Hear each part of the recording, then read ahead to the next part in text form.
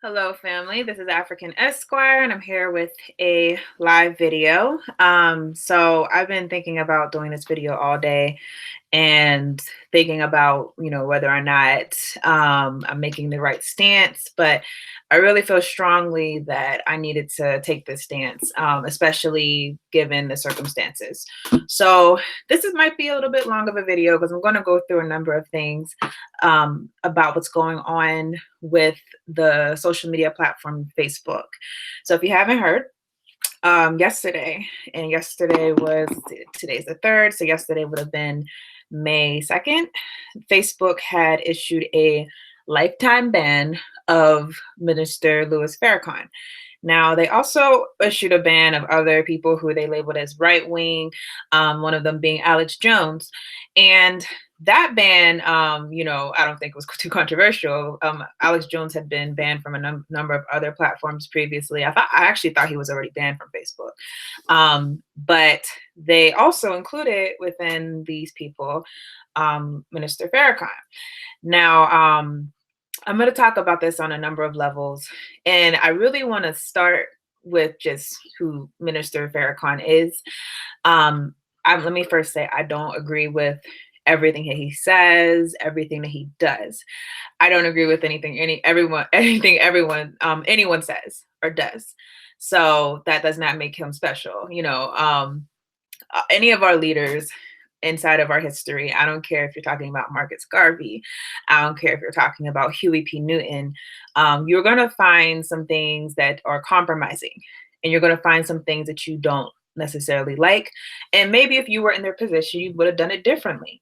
But that doesn't take away from the fact that it's very difficult to find people, and especially in this current time, who are willing to forsake the possibility of being rich, the possibility of being sponsored by people who are outside of your community. It's very rare to find those people who are so dedicated to you that they will forsake riches, they will forsake political alliances, that they will forsake their own personal well-being, and even put their safety at harm in order to do things for the community, for the Black community. It's just very rare. And, you can say what you want about him, but when you look at, I would say 95%, and that's being generous, of the people who say that they're activists, 95% are not completely activists. 95% are not willing to die for the cause. 95% are not willing to be poor for the cause. 95% are not willing to give their life for the Black cause. A lot of people use the word activism loosely, and a lot of people use it in order to boost their own profile. And I don't have to name anyone. I'm sure you can name someone all by yourself. So let's just start with that respect. And I understand that Minister Farrakhan has said some horrible things about Malcolm X, and Malcolm to me was the greatest Black leader, I would say, of all time.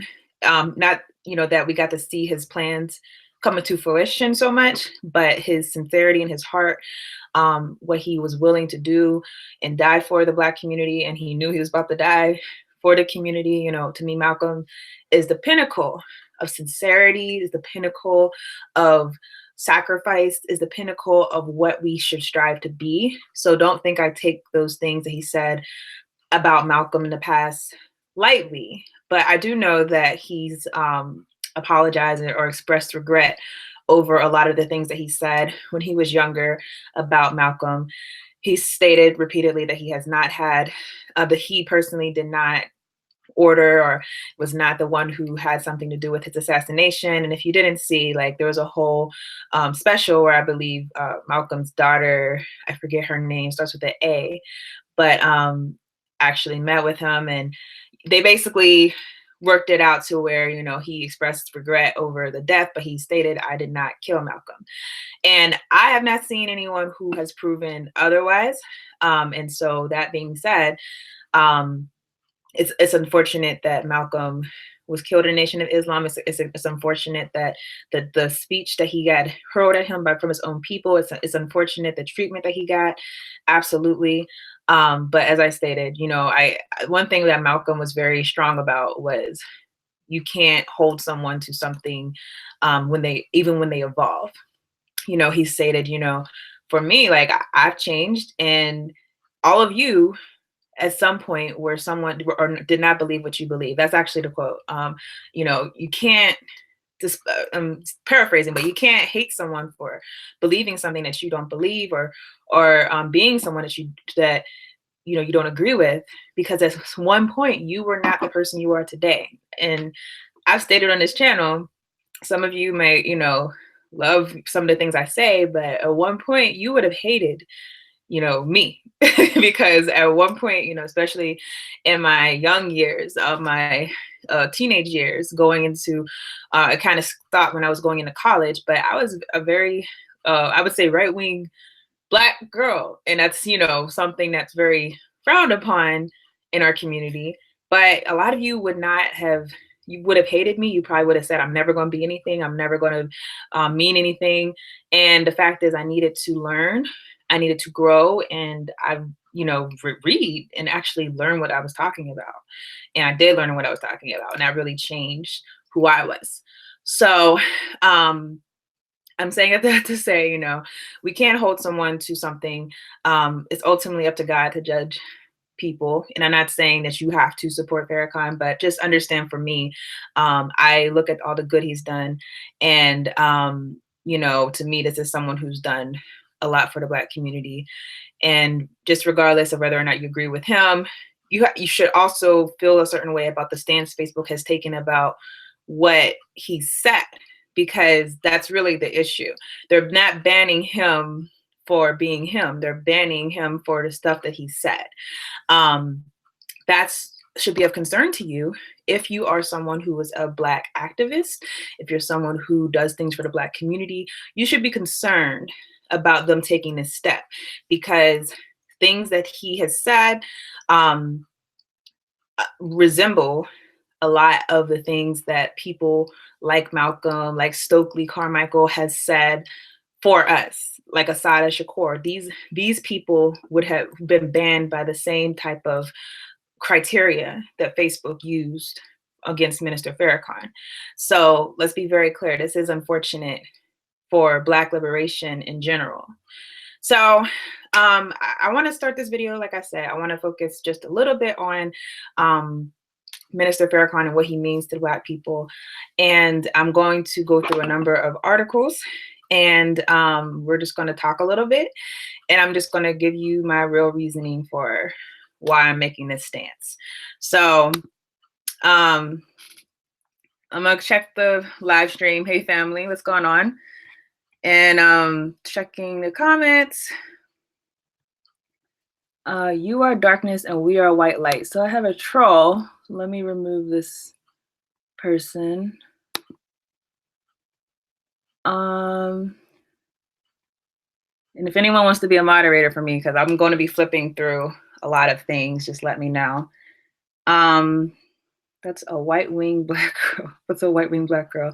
Meaning, like, at one point when I was younger, I don't want to say what I'm thinking, but I wasn't pro-Black. I was like a conservative, and my beliefs were a lot more different. Like, you basically probably like something like a Stacey Dash or something like that. Like I said, a lot of you would not have liked me. So let's see.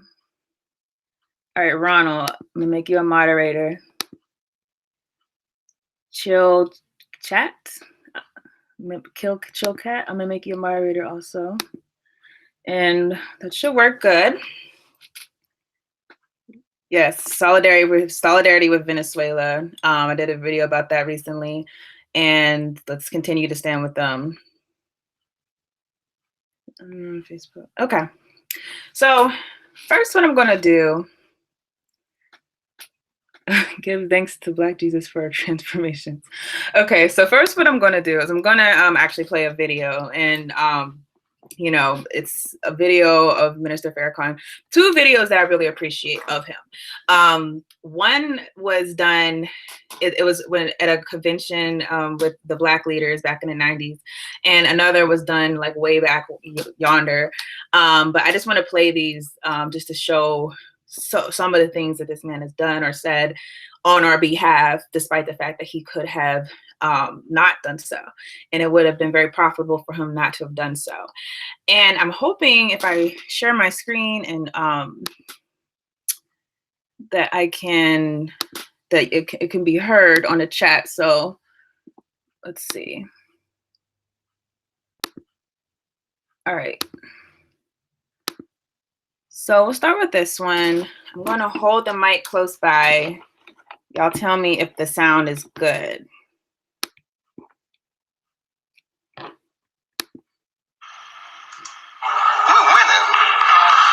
Actually, let me flip through a little bit, because this basically, the setting is Jesse Jackson just said that Black people in America were winning. Factor in this: the economic downturn cannot be ignored. Lastly, we beat legislation with Jim Crow, but now Jim Crow Esquire regulation. The giants keep coming. And I would say lastly, Aristide is on his way back to Haiti because of us. Mandela got out of jail because of us. We're going to bring that matter to a resolution. I'm going to pause right now. Let me know if y'all could hear it. Let me see. I don't see any complaints, so I'm going to guess y'all can hear it, okay? Nigeria because of us. And now there will be an urban policy because we will not back down. So in the face of all of these challenges, do not assume that our struggles have been in vain and not productive.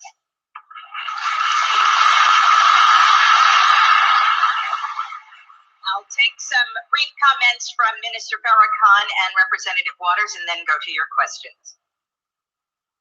The scripture teaches, my people are destroyed for the lack of knowledge. And it is ignorance that is the worst enemy of the rise of our people to fulfill our destiny.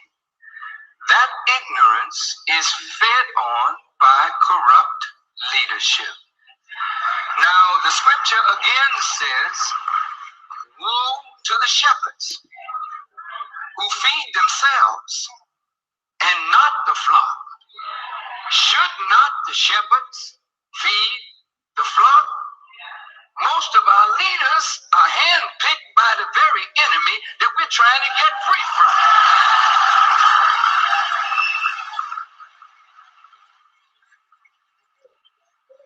It's all right for us to say we have a voting rights bill and a public accommodations bill, and all of us, including myself, have benefited from those bills.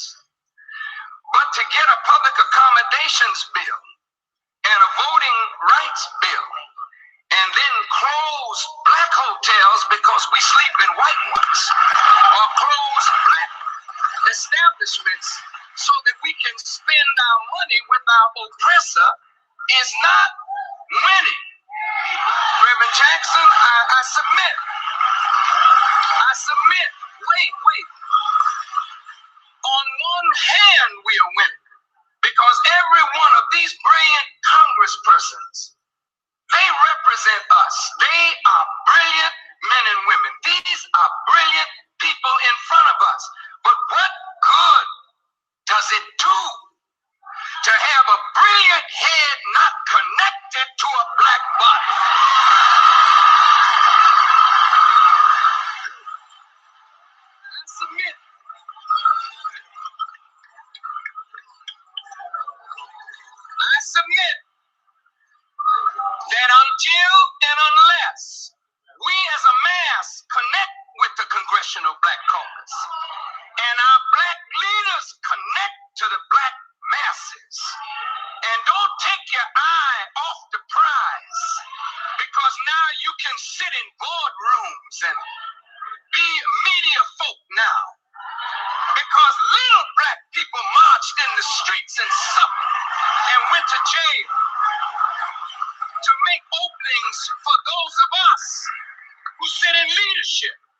Now we've got to unite at the top and develop strategies to free our people. Otherwise, we will be saying we're winning, but the masses keep losing. So if the masses keep losing, then we can't be winning unless our agenda is personal. We're looking for self-aggrandizement. But if we're looking for the liberation, if we want the liberation of our people, then ain't none of us winning until all of us become winners. All right, so let me log out of this one and just give some brief commentary.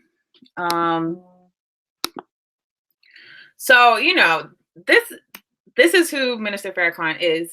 And I want us to understand that it's very difficult to have a Black leader who's going to be willing to forsake popularity, forsake money, forsake sponsorships, forsake political alliances, political allegiances, and who's going to actually instead connect themselves to a Black body and that be paramount to them. And we have to understand, you know, when you look back at history, old videos I've been watching, and it's funny, like for some reason in the past month, I just kind of like, you know, sometimes you go on like a Black leader binge on YouTube. So maybe you start binging like old, like I like watching old videos. And so I was actually binging on old Minister Farrakhan videos for the past month. And I was binging on, you know, back when in the 80s, he did a speech where he was criticizing, might have been the 70s, but around that time, he was criticizing the Israeli regime, which is a white supremacist regime.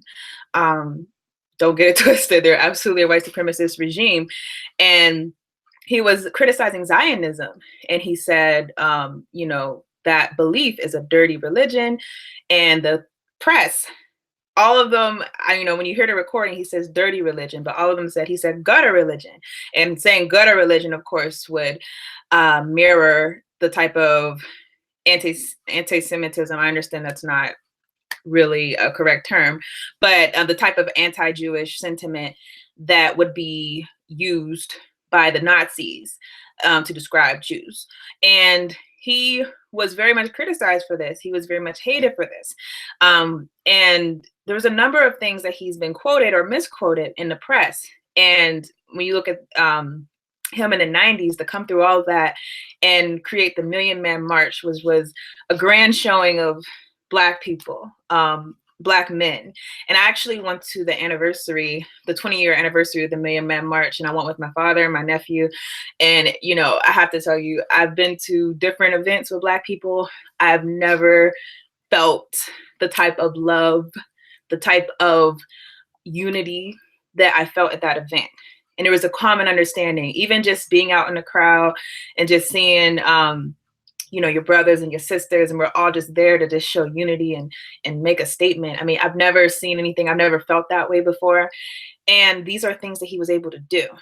But understand how odd and crazy it is that he was able to do that without being pushed up and propelled by the white masses. Because if we're being very honest, when you look at the people who are celebrated for being leaders in our community, most of them went through the white community to become a leader. And, you know, I'm gonna say some people not out of maliciousness, because maybe some of these people also are very sincere, but, you know, people like Cornel West, you know, a lot of people were going back and forth with, you know, why he would support the ADOS, although he's, you know, supposed to be like pro-internationalist or something like that. But, you know, the thing about him is he actually went through the white community to get to where he is. He went through universities, he went white universities, and they propelled him as being a lead scholar. And that doesn't take anything away from him. Whatever you got to do good for Black people, by all means. But when you're doing it, and you're funded by those people, you're going to talk a little differently. You're going to tell the truth a little bit differently. And the fact that Minister Farrakhan was able to become who he is without white sponsorship, we have to understand that's very significant. That's very rare. And you're not going to find a lot of people who can do that, period. Like, just not. So that's the one thing I just wanted to point out. And again, I thought the message was very powerful because Jesse Jackson was sitting there saying, Black people, we're winning, we're winning, we're winning. And he said it right to his face. You know, basically, you want us to feel that way, but we know better. We know the reality of what's going on. We know what's going on in our neighborhoods. We know what's going on with our people internationally. So for you to say we're winning, like we don't know our own reality, you're only saying that because you're basically desiring to have Black people benefit from white people.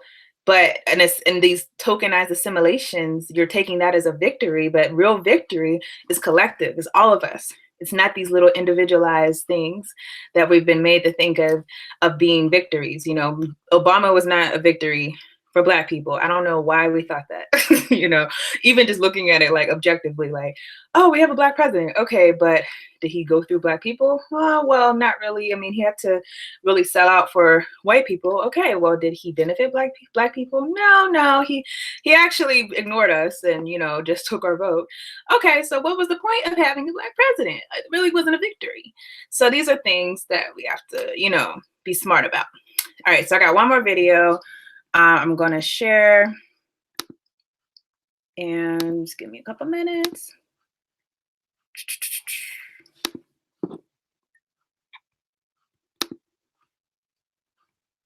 All right. Wait. Yeah, okay.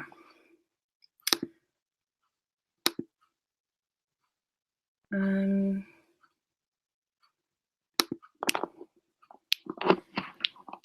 right. On religion that got them looking in the sky. These brothers refuse to look in the sky for anything. So these are the brothers, the fearless young brother that's giving the white man trouble. So the only way he can stop the brother is to send drugs in the community to kill this youth before it can ever flower and blossom. But among these brothers right here is a great Black general. Among them right now are scientists. Among these brothers right now are those that can fashion a world, but they don't know it, and the people will never see it until the mud is removed. And this is what Muhammad did for us. Most of us, a lot of us in the mosque, we were in the same condition yesterday. Mr. Muhammad took us and cleaned us up. Why should we get our own food, brother? Because you know that the white man got all these stores. And since he don't love us, he sells us the worst meat for the highest prices. Right. He sells us the worst vegetables. He sells us poison meat. So if we're gonna live a long time, and brother, this is the only life we got. We want to look to each other. See, you are the beautiful one. It's not me, not us, but it's you, the people. See, because we come around here and the television cameras are on us, we're not the big shot. The people is the big shot. So we gotta learn that this little life has but a short time to live. So if I can live this life to serve you and to serve you and to serve you, then that makes my life valuable. But there is no value to me if I don't serve you and help you. You understand? That's the way we're supposed to live. Right. May Allah bless you, brothers, together.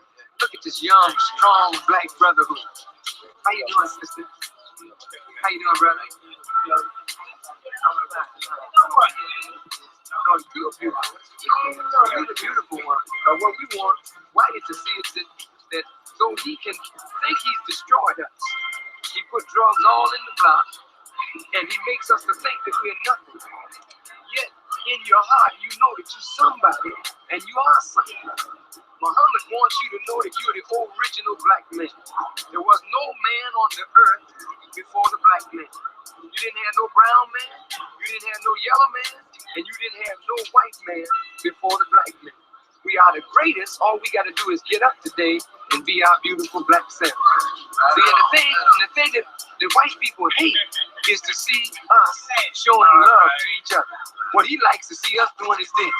See, when he see a Black man, excuse me, brother, when he see a Black man hitting a Black man, cutting a Black man, shooting a Black man, white is bad man, see, well, these niggas are all right. They're doing just what I want them to do. But when he see us shaking each other's hands and walking like we in love with each other, then the enemy gets scared, because the unity of us is what will stop the condition that we live in. So brothers, wherever we are, we should unite, and wherever we are, We should learn to love each other as we never did before. May Allah bless you, brother. Okay. So let's see. So this is just another video, is an example. This is someone that went through the Black community. He didn't go through the establishment. He was not sponsored. He really was not propelled by the masses. So this is something that we have to respect. This is someone who has been doing it for decades. I mean, what? He's 80. I believe he's 86. So at least 50 years, possibly 60 years. I mean, this is someone who's been doing it for decades for us. So I want us to take this personal, that they have taken a stance against someone who has been for us for this long. And it should actually upset us. And it really upset me yesterday when I felt like, in a way that like, wow, the arrogance, that they think that they can just do our leaders like this, do our prophets like this, do our martyrs, that should be something that gets us riled up and gets us upset. That's just how I feel. So let's just go through. So here's what my stance is. Facebook has been on a bad path for a long time with Black activism. Facebook has been monitoring us for a long time. And that was always of concern to me. I remember a while back hearing I think Umar Johnson, or hearing Boyce Watkins saying how the Facebook is really monitoring Black people and deleting their account. And that kind of made me like, why are they just deleting these accounts? I mean, like, that worried me to begin with. The fact that they could just do an action like that, unilateral action that has these implications for us who are just trying to get information. Especially, I'll say Boyce, I don't think he is the most like his speech, he doesn't say anything that's like, oh, did you hear what he said? Like, he's very much, about financial literacy, about Black empowerment. Like, I don't hear him say anything off the wall.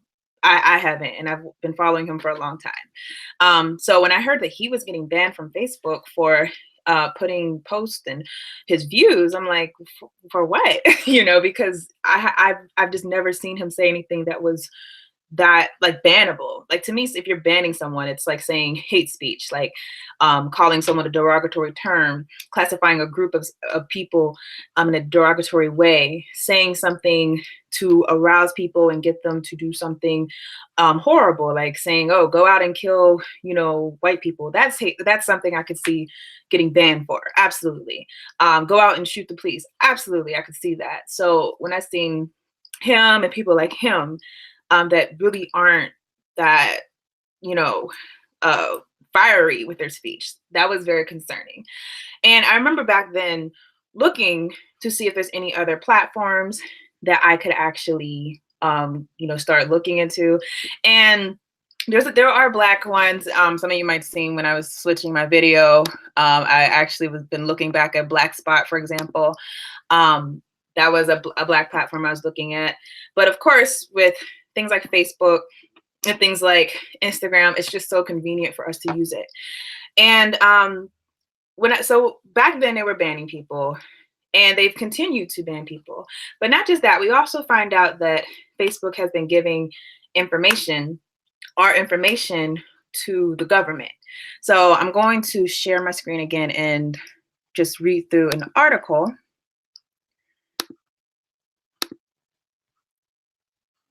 All right.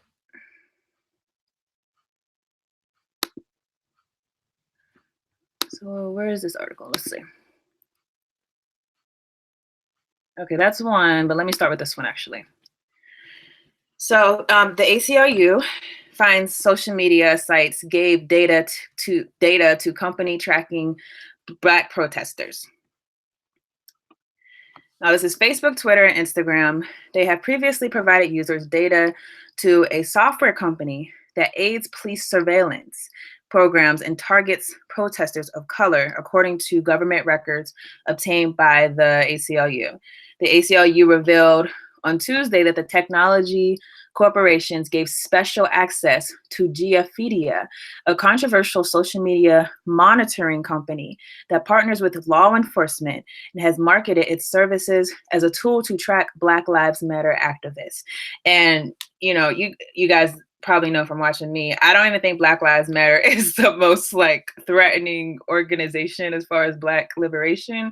So it's interesting that if you think they're tracking Black Lives Matter, know if you're a Black nationalist, know if you're a Pan-Africanist, they are definitely tracking you, because whereas Black Lives Matter was more of a, I would say, kind of like a more of an integrationalist type of organization, or they were more so trying to work with the system and have the system do right by Black people. When you have Black nationalists who are basically saying, well, forget the system, we're going to build our own.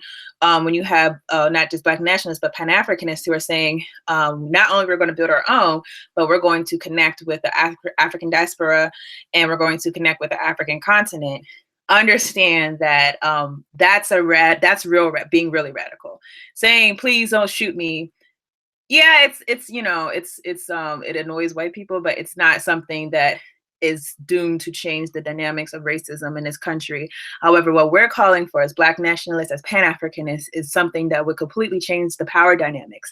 So the fact that they're monitoring Black Lives Matter, know for sure, if you identify yourself in any of those categories, they are definitely monitoring you. So in response to the findings, all three companies have announced measures to cut off Geopedia's access to certain data streams, even though critics say that the corporations need to adopt broader policies that prevent this kind of surveillance and data sharing. The ACLU's past requests in California have determined past records requests in California have determined that at least 13 police agencies have used or acquired Geopedia, a Chicago-based startup that has worked with law enforcement across the US. Emails between the company and police revealed that Geopedia had developer-level access to Twitter, Facebook, and Instagram, which means it could review streams of user content in ways that regular members of the public cannot. So I think that's basically the gist. Let's go to this other article. This is on Intercept. The Intercept. The Facebook is collaborating with the Israeli government to determine what should be censored. Let's see. I'm gonna skip down a little bit. Having resolved that censorship effort. Okay. Blah blah blah blah. The Associated Press reports today from Jerusalem that the Israeli government and Facebook have agreed to work together to determine how to tackle incitement on a social media network. These meetings are taking place as the government pushes ahead with legislative steps meant to force social media networks to rein in content that Israel says incites violence. So let's just stop there, because we should know what right now with what's going on with Representative Ilhan Omar, not just her, with what happened with LeBron James, what happened with Jay-Z. Anytime you say anything that is remarkably or just in any way criticizing Israel, they say that's anti-Semitism. Anytime you say it, it doesn't matter if you're just saying what Representative Ilhan Omar said, which is that AIPAC, which is an organization that is sponsored by the Israeli government, they're paying Congress members. They say, oh, she's anti-Semitic. Well, is it true? Doesn't matter. That's hate speech. That's meant to cause the synagogue shootings of Jews. Well, what's the correlation between that? Because if it's true, it's true. Jay-Z said in his song, is on 444, something basically of the nature that Black people take notes from the Jews on basically how they control their control and own property, and then how they have a lot of economic influence. That's anti-Semitic. Why is that anti-Semitic? If anything, like, if you said that about any other group, oh, you guys have influence, you guys have economic influence, that would not be something that would be negatively viewed upon. But it's anti-Semitic because it gives people the impression that Jewish people have control or have political control. Well, that's kind of a fact. When you look at a lot of different aspects, they do have a lot of financial control. They do have a lot of political influence. I don't know why we have to pretend that they don't. So saying that, giving the Israeli government the ability to um, basically watch our content, not just watch our content, but to silence us if it thinks we're inciting violence. I mean, let me just, one more, this is even better. Mark Lamar Hill does a speech where he says that, what's the exact thing he said? Let me look it up because I want to make sure I get that right.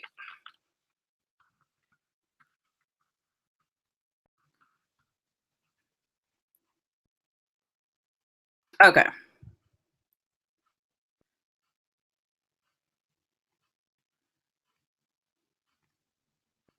He was fired from CNN after commenting at the United Nations, blah, blah, blah.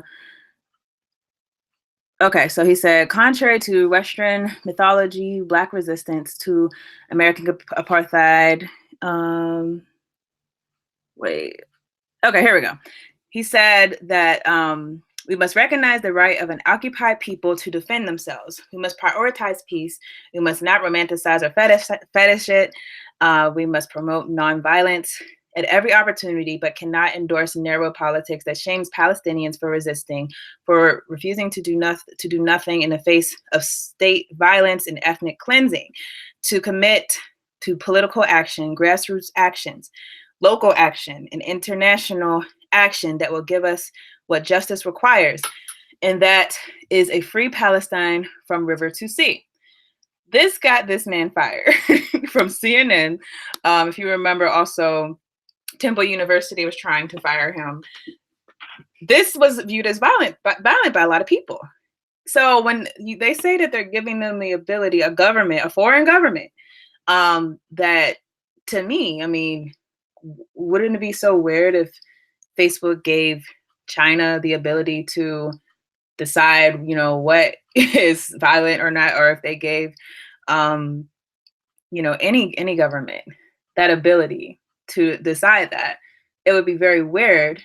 But of course, we live in an age where Israel gets a special status because Israel is the child, the darling of the United States.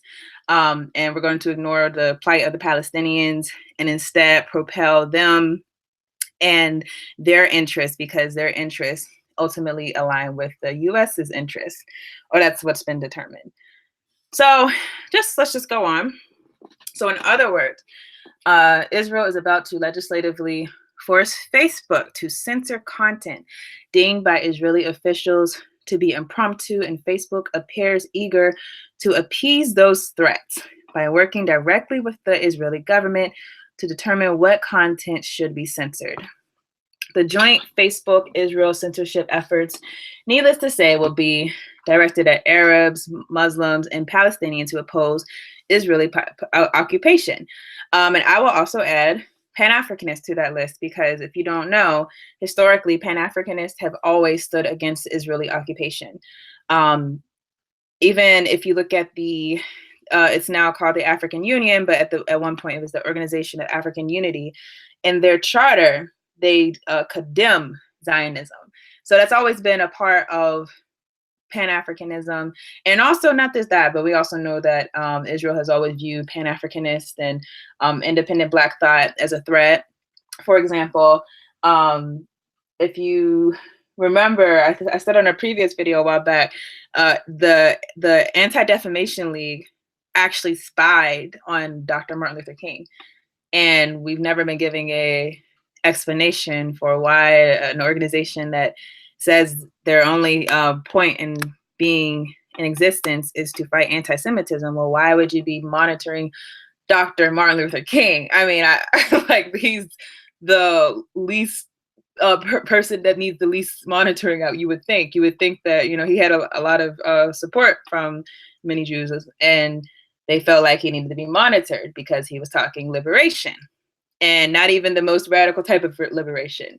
But this is what happens. You know, we have to understand that what is said versus what is identified as a political interest is very different. I'm sure the ADL will say that their purpose is only to have a racist-free society, or a society where all people can live together in harmony, all this stuff. Like, I'm sure they say that, where hate doesn't abound. I'm sure they say that. But for some reason, this organization has targeted Black people, and even targeted someone as blameless as Dr. Martin Luther King.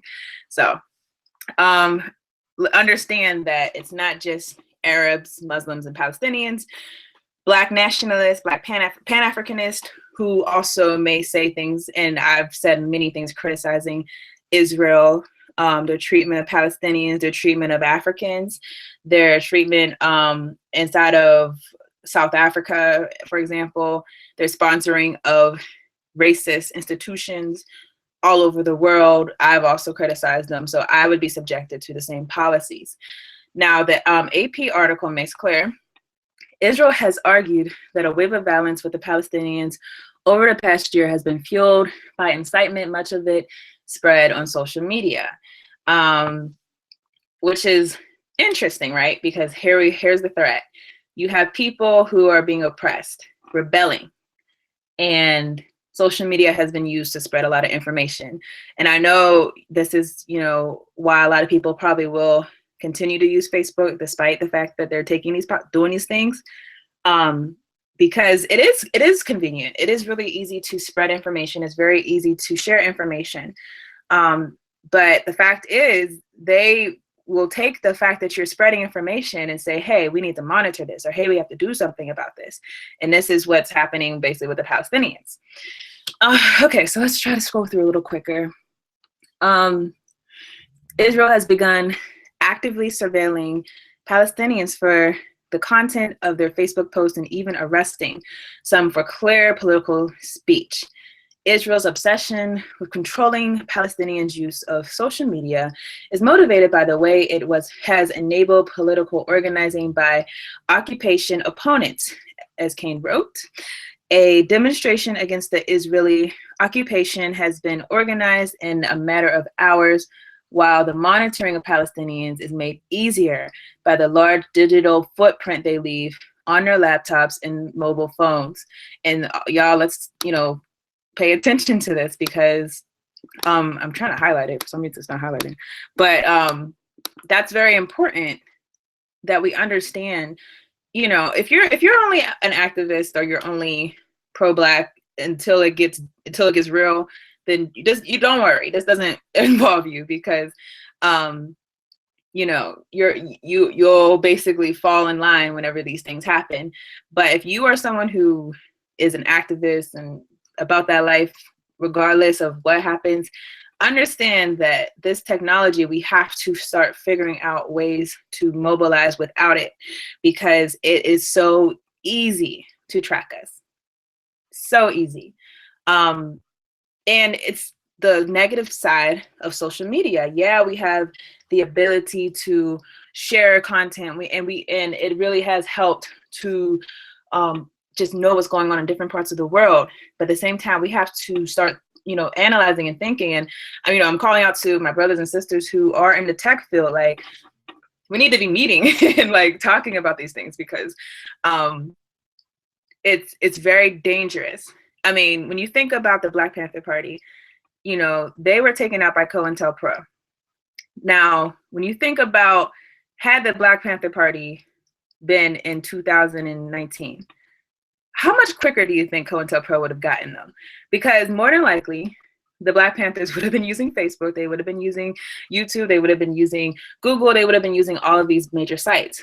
And if they're not in the knowing that, every single thing they're doing is being tracked and being watched and they're being surveilled, then it would be so easy to shut the movement down. I think that had the Black Panthers existed in this era, they would not have ever become a national organization, because it would have been so easy to shut them down way before it got to that point. It would have been easy to shut them down when they were just a small community organization over in Oakland who were trying to, feed the kids breakfast and stuff. It would have been so easy. But here we are, in 2019, there's organizations and movements that I think can't get off the ground because we're so hooked to this technology. And it's not to damn technology. We definitely should find ways to use it, but we have to get with people who are really, knowledgeable to construct ways that we can actually organize without it. So let's go on. Notably, Israel was represented in this meeting with Facebook by Justice Minister Ayelet Shaked, hope I said that right, an extremist by all measures, who has previously said she does not believe in a Palestinian state. And I just have to side note that it's so crazy because Palestine was there way before y'all. So who cares what you believe in? But hey, this is white supremacy at work right now. Shaked has proposed legislation that seeks to force social networks to remove content that Israel considers to be incitement, and recently boasted that Facebook is already extremely compliant with Israeli censorship demands. They're boasting about this stuff. Over the past 4 months, Israel submitted 158 requests to Facebook to remove inciting content, she said, and Facebook accepted those requests in 95% of the cases. So now let's go back to what I was saying earlier about how surprised I was by, people like Dr. Boyce, who are not even the most fiery with their rhetoric, getting banned. So they have these secret agreements where someone just has to say, hey, I want you to take this down. And in this case, they were taking it down in 95% of the cases.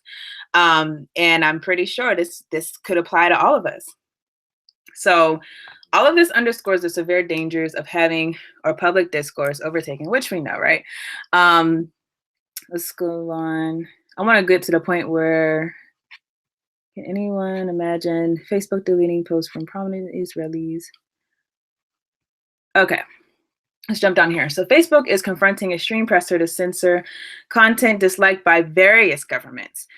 The US and the UK have jointly launched a campaign to malign Silicon Valley companies as terrorist helpers or ISIS supporters for refusing to take more active steps to ban content from those whom these governments regard as terrorists. Israel has been particularly aggressive in attempting to blame Facebook for violence and coerced it to censor.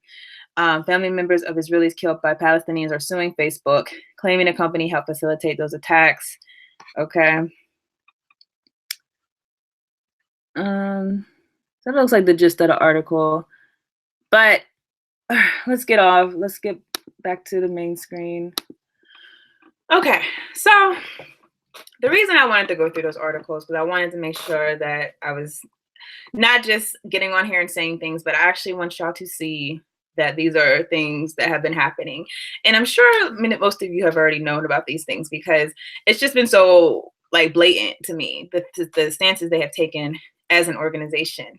And they've done it over and over again to help our oppressor. And this is a social media site that's doing it. So when this thing happened with Minister Farrakhan, I had to evaluate what is the benefits of using Facebook.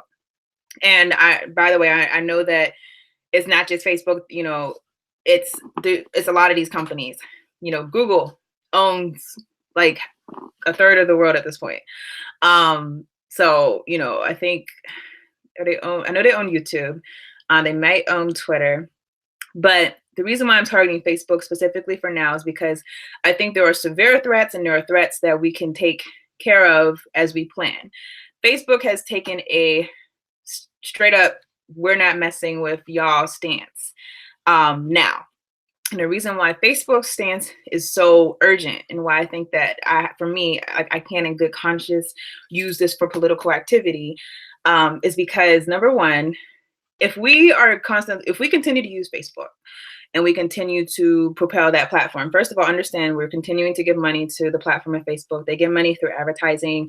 They get money through people doing those tests, those psychological tests or surveys. That's what I meant to say. They get money for these things. So we're continuing to support Facebook while we're trying to organize.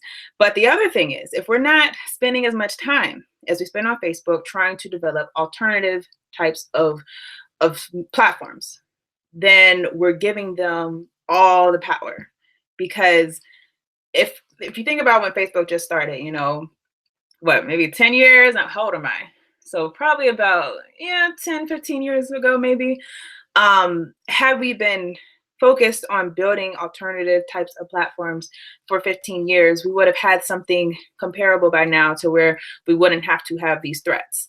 Um, but Facebook, a lot of us rely on Facebook. A lot of us rely on these social media. A lot of us rely on Twitter. A lot of us rely on YouTube, and I'm putting myself with that too. We rely on these platforms. So we spend time building these platforms. We spend time putting things towards these platforms, and we don't spend time taking it out to say, okay, what if they say no more? What if they say we're done allowing you to say things? And they silence you, you will have lost your entire platform. You have lost your entire ability to actually talk to the people. You could have built something great and grand, you know, but it's nothing now. It's gone. And that's way too much power for us to give this organization. So as I stated, you know, it's not just like I'm like, oh well, just Facebook, but I'm gonna continue. You know, I'm fine with Instagram, or Instagram's owned by Facebook, so that goes with Facebook. But I'm gonna continue with all the other ones, blah, blah, blah. I'm making a strong stance against Facebook right now, but I am absolutely determined to focus on building a alternative audience. And I have, you know, a site on Blackspot. I stopped using it just because I felt like it it connects directly to YouTube. So let's say YouTube were to remove one of my videos, it would also be removed on Blackspot. So I have to figure out. I know there's a way where you can just upload directly to Blackspot. And unfortunately, I'll just be transparent. I was being lazy. I'm like, I'll get to that eventually. But trust me, right now I am very serious about developing alternative ways to get the message out. So as I stated, you know, if we continue using Facebook, the problem is that if they shut down our groups, like some of us have huge groups, some of us have huge pages, that is the end of our political mobility. That's the end of our ability to build. And because we didn't spend that time, and you know, if you're using Facebook and doing both at the same time, because I was just watching a video with Dr. Boyce where he was saying, you know, he's been continuing to use Facebook, but he's also been building his own platform while he's been on Facebook. And to me, if you're going to stay on Facebook, by all means, please, you know, do both. If you're someone who has a lot of influence on social media, if you're someone who actually can do those things.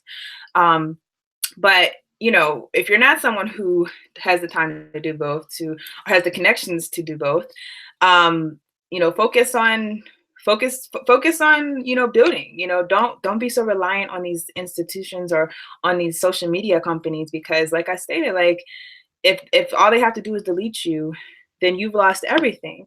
You know, and we have to stop being comfortable not being in power. Trust me, trust me, trust me, trust me. If the Jewish people came to America and they quickly realized we need our own voices to get our message out. Had they relied like on the New York Times, had they relied on the LA Times, because if you don't know, there's you know, there's Jewish organizations, but then there's Zionist organizations, and the Zionist organizations are very powerful. I mean, I was reading a book. The book is called Against Their Better Judgment. It's an Amazon book. It's real cheap, so you can check it out. But the book was just explaining how the Zionist news entities were able to just shut people down. Now, understand, they didn't get that power because they just had it all at once, or because, you know, it gets given to them. But when they came here, wherever they went, where they were establishing themselves, they said we need our own platforms, because there's things that we need to be able to control about our own story. And that's the same thing that same attitude we have to have. By all means, if you're gonna keep organizing, because it is a tool, keep organizing, but let's understand, don't rely on this one tool. And you know, as I stated, like the more I'm doing research right now, I'm trying to rethink everything. I'm going to try to push some type of other way of communication with people. Because I just think that otherwise I'm putting myself in a position where, you know, I've been doing these videos, let's see, since probably about 3 years consistently, I would say. And imagine all those 3 years gone like that because I didn't think about backing it up. And I know I'm saying things that are controversial. I know when we talk about Black unity, that's very controversial. So it's not like I'm like, oh, this is not something that can get you blocked. No, I'm very aware of what's going on. I'm very aware of that this is something that could get you taken out. So if I take that for granted and I just do my own thing and I'm just, oh, it's not going to happen to me, no. And, if with Minister Farrakhan, he uses fiery speech. So I can see why, he's like, just people target him because he'll say things in a way that can be taken another way.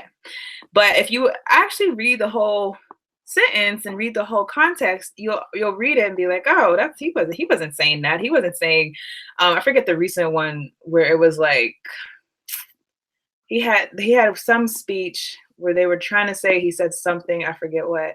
But when I watched the whole speech, it's like, oh, okay, it wasn't what I remember. They said that he called Jewish people termites. And when I seen the headline, I'm like, oh gosh, that's not cool. You shouldn't use that type of, language against any people generally, because as much as there are certainly Zionists who are horrible, there are also people who aren't Jewish, people who aren't Zionists, who aren't doing that. But then when I actually watched it in the full context, I'm like, oh, he wasn't calling all of them termites. He wasn't making a blanket statement. That was just another example. When you use like the type of language, people could easily take the one sentence and make that sentence the headline, and they really don't have to give context.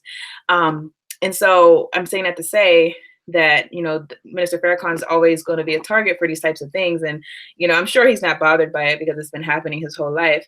But as for me, I know what he was saying. I know that he was speaking against oppression of Palestinians. And if I know that, and I believe what he was saying, or I agree that, those people are being oppressed, the Israeli government is doing horrible things, not just to Palestinians, but to Africans. And the fact that if you criticize the Israeli government, you could be subjected to basically being an outcast. If I know that and I'm serious that, what he was doing, he was actually speaking truth, and I ignore it, for me, it could be me next. I know it could be me next. I know it could be any of us next. Any of us who are speaking truth. Because like I stated, when you're speaking truth and you're trying to get a message out, first of all, truth cuts deeply, but not does it only cut deeply. Truth is easily manipulated to look like something that is hateful. Because if you're speaking truth means you're speaking without any reverence for someone's personal feelings, because it's the truth. If you say, oh, your outfit, it didn't match today. Yeah, that's gonna, hurt you, but it's the truth, So when you're speaking truth and you're not paying attention to either side, and you're going to hurt people, even if what you're saying is completely true, someone's going to be offended. Someone's always going to be offended. So that type of censorship for someone for speaking truth, that's something I can't stand behind. So I haven't been paying attention to the chat. Let me see what's going on. Okay, I don't see any messages to me. Oh wait, I have one. Oh, peace, Amawale. How are you? Could you post? Yes, I'll post both articles in the video right after it ends. Okay. As usual, guys, if you want me to see any comment, you just African Esquire, so that I can know that you're talking to me and not talking to someone else. All right. So yes, so I'm gonna give it like a couple of days, because I'm gonna post this on Facebook, because I want people who follow me on Facebook to know, there's a reason why I'm not on Facebook. But yes, I will be deleting these things for all these political platforms that I've built on Facebook, in solidarity with Minister Farrakhan. But also, I don't know, I just don't feel right being on Facebook. Like, as a Black nationalist, like, I can't feel good being on someone else's platform where I'm not welcome. Like, it just doesn't feel good to me. So I will be deleting those things. I do have a couple pages that I use for organizing, but it's not just that it doesn't feel right. It's honestly, when you think about it, when you do research on what's going on with Facebook, it's honestly dangerous as an activist to have this platform that has shown us over and over again that they're going to post our stuff and or not post our stuff, track our stuff, and they're willing to give it to outside entities. So that's just my stance that I'm taking on canceling Facebook. I'm ceasing all political platforms, political activity on those social networks, and I'm going to start actively looking for alternative networks. So even with the other ones, be it Twitter and YouTube, I'm not reliant. So africanesquire@gmail.com. If any of you have any suggestions on different platforms or just ideas, I think we have to start thinking about this and start working on alternatives, because otherwise we really are making our movement is so flimsy if we're dependent on this technology that is going to be used against us, and we see it's being used against us. So at this point, when we see it's being used against us, if we continue to ignore it, what would that be? That's not being politically smart. That's not being wise. If we already see it happening. Yeah. So that's just the stance I'm taking. I don't. This isn't a boycott per se, because I remember, number one, I don't expect all of our people to join in, and I'm not putting demands in this, like, Facebook, you do this, you do that. Maybe if they reinstate Minister Farrakhan after saying a live ban, maybe I'll consider something. But regardless of what they do, I'm absolutely focused on building an alternative platform. And definitely, just more I read about Facebook, I'm definitely focused on not using them for organizing. Meaning, like, when I'm talking to different people online, hey, can we do this? Can we do that? No, no more. So that's all I have for this live stream, guys. Thank you for tuning in. I'm going to check the comments one more time to see if anyone added me. You are truly destroyed for lack of knowledge. That's true, brother. Appreciate your platform. Thank you so much. All right, y'all. Thank you for tuning in tonight. I will see you guys in another video.